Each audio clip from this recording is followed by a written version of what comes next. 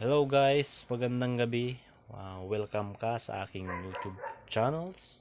So, sa video ito, pag-uusapan natin kung paano ba mag-post ng mahabang video sa ating Facebook account.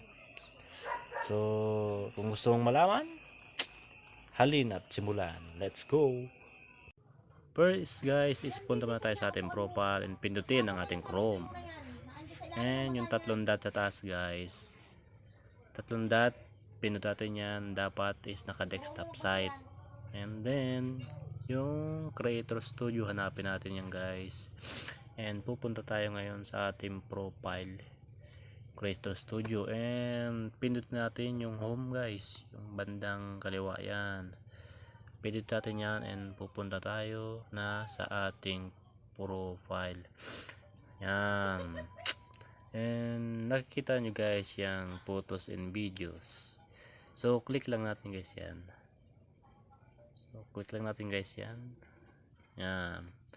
And dito guys is maaari na tayong makapag-create ng ating post.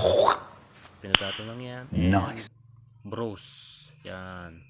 So dito is maaari tayong mag-post ng ating ating gustong i-post guys.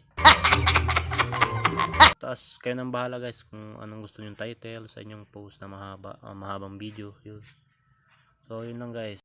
So hanggang dito na muna lang guys ang ating video tutorial. So kung nagustuhan nyo guys ang ating video, ay huwag nyo na muna sanang kalimutang mag-like, share and subscribe, and pindutin ang icon button para lagi kang updated sa mga gagawin pa nating video na makatulad ng ito. So salamat kayo sa panonood. God bless.